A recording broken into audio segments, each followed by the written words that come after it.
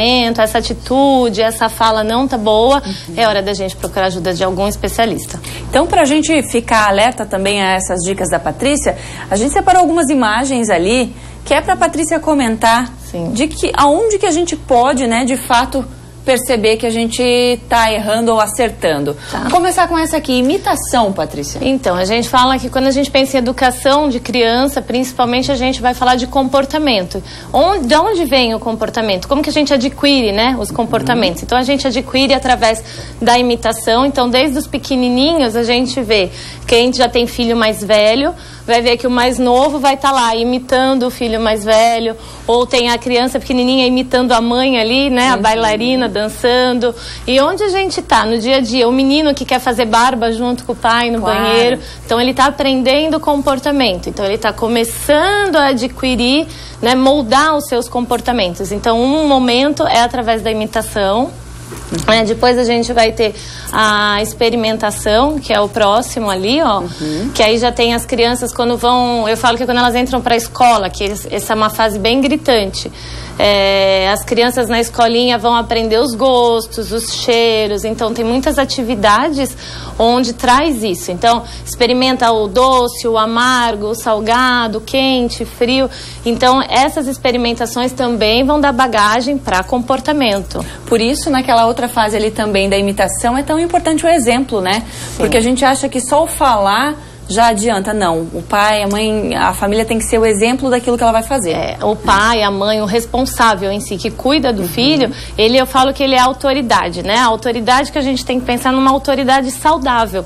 Porque se a gente tiver um comportamento, uma fala, que é uma fala ruim, a criança vai aprender, né? Então, se eu belisco para punir, o meu filho vai aprender que ele pode também beliscar. Se eu dou um tapinha, o meu filho também vai aprender que ele pode também dar um tapinha. Vamos para a próxima imagem? Podemos passar? Pode, vamos lá. Aí a próxima é a invenção. A invenção é a fase que a criança tá lá. Ela toda a criatividade dela vem à tona. Então ela tem ali uma Barbie, um brinquedo que vai virar várias histórias, né? Se você vê, a criança pega o mesmo brinquedo todo dia e cada dia ela brinca de uma forma diferente. Na praia ela faz um castelo, no outro dia é outro castelo. Então a criatividade também molda o nosso comportamento, tá? Da criança ali. Ok, próxima. Educando. Então, olha lá, isso é importante. Isso aqui é o mais bacana. Por favor. Então a gente tem aqui os pais, nós somos quem? As autoridades ali, né? Uma autoridade saudável é aquele que sabe que não é só o mandar, mas é negociar com o seu filho o momento que ele está educando, transformando, ensinando o comportamento dele. Como que eu vou fazer isso? Eu vou definindo os limites, né? Então falar sim e falar não, aquilo que pode e aquilo que não pode. O mais importante hoje é a gente falar para os filhos e ensinar o que é essencial e o que não é, o supérfluo. Então a gente tem que ter o essencial. Então eu vou falar sim, eu vou falar não, e o não é muito importante. E um outro item aí que eu coloquei, que é o valorizar a disciplina, não só criticar ou só punir ou só castigar no comportamento ruim da criança, né? A gente se preocupa muito quando a criança faz o show, né? Da birra no meio do supermercado, tá no shopping ou tá numa festa de casamento, e aí você vai lá e pune a criança, castiga. Isso é necessário? Precisa, infelizmente, a gente tem que ensinar. Mas o que é importante também é valorizar a disciplina. Então, quando faz uma coisa boa, quando faz um comportamento legal, a gente tem que reforçar, tem que elogiar, tem que abraçar, comemorar com aquela criança que ela conseguiu fazer uma coisa bacana. Ela sentir que valeu a pena, né? Sim. Até você falou da questão do não, Patrícia. Existem mães que dizem, eu não consigo falar não pro meu filho. Sim. E aí, eu não sei se acontece dor no coração, qual é o problema, mas o não, ele é fundamental também. Então, o não, eu gosto de falar que o não, ele não é só um não punitivo, ele é um não educativo. Essa é a grande diferença, né? Então tem essa frase que eu uso bastante, que dizer não ao filho ali é super importante, porque através do não que você dá em casa, você está preparando o seu filho para vivenciar o não que a sociedade vai dar lá fora. Então, o não, ele é importante. Nós, pais, temos que entender a importância de dizer não, porque se eu me nego a falar não, meu filho só vai ter sim.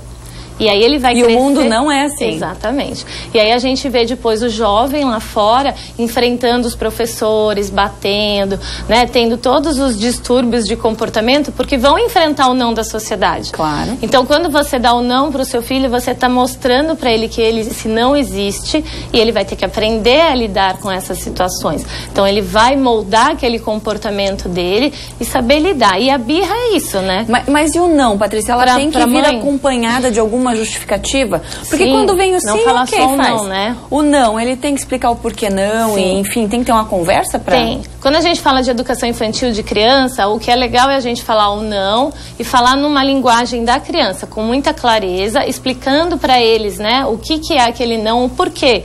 Então, olha, não pode mexer no telefone ou não pode mexer no fogão, porque o fogão é quente, vai machucar sua mão. Então, você está ensinando. Então, você dá uma justificativa. Não é só dizer o não.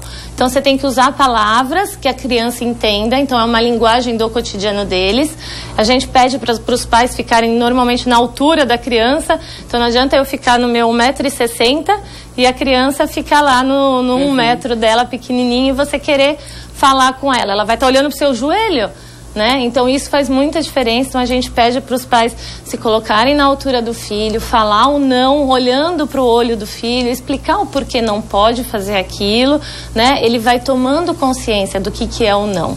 Tá? E a gente, você me perguntou como que é pra nós, mãe, é muito doloroso, né? A gente vem com a culpa, né? Claro. É a famosa culpa. Muitas mães trabalham fora, os pais ficam fora o dia inteiro.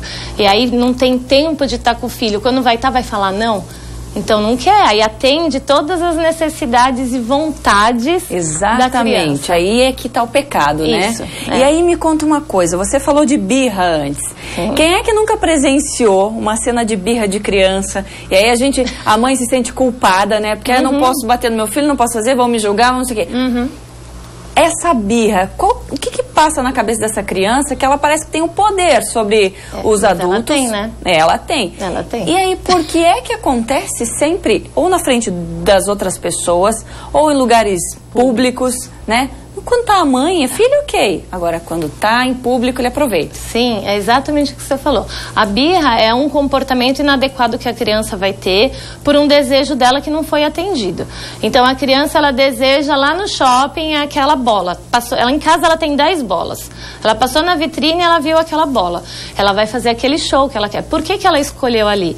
Porque a mãe costuma atender, a mãe, o pai, o responsável, costuma atender a necessidade, o desejo, entre aspas, né, da criança pela bola, porque tá todo mundo olhando. Então, é uma situação vexatória para o pai e para a mãe, onde o pai e a mãe acabam cedendo ao capricho da criança. É aí que tá o erro? É aí que tá o erro. O que o pai e a mãe têm que fazer nessa hora? Não.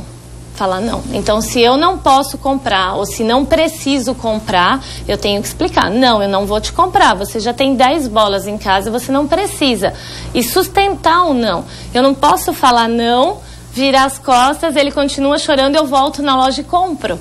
Se eu fizer isso, eu estou cedendo ao meu não. E está sustentando aquele comportamento errado dele. Exatamente. Então, você tem que sustentar a sua ideia. É não. Então, o meu não, se eu falei não, o pai também vai falar não, a avó também vai falar não. E todos os envolvidos. Todos os envolvidos. Então, tem que ter muita coerência, muita lógica, sabe? Da família, da educação da criança. Todo mundo tem que falar o não. Isso também é importante, né? Quem está envolvido falar a mesma linguagem, porque senão a criança também sabe. Minha mãe falou não, mas meu pai vai falar assim, vai lá escondidinho, conversa com o pai, dobra o pai. Isso, aí ela vai na avó, a avó é uma beleza, a avó é uma beleza. A mãe fala não, o pai olha pra mãe, a mãe faz aquela cara, fala não, aí chega na avó, pronto, pode tudo. Vó pode tudo. Então, a gente pensa assim, quando a gente atende em consultório, a gente orienta, é a família, né? Então, se a criança é criada tanto pela mãe, pai e a avó tem que fazer parte do processo de dizer não. Exatamente. Olha, a conversa tá tão boa, Patrícia, eu queria conversar mais a tarde toda aqui. Eu vou fazer o seguinte, a próxima vez que a Patrícia voltar, a gente vai abrir para perguntas pro pessoal de casa, que aí todo mundo pode tirar as dúvidas. Pode ser? Sim, pode, claro. Obrigada, então, por ter participado. Eu que agradeço. Obrigada. Obrigada, Patrícia.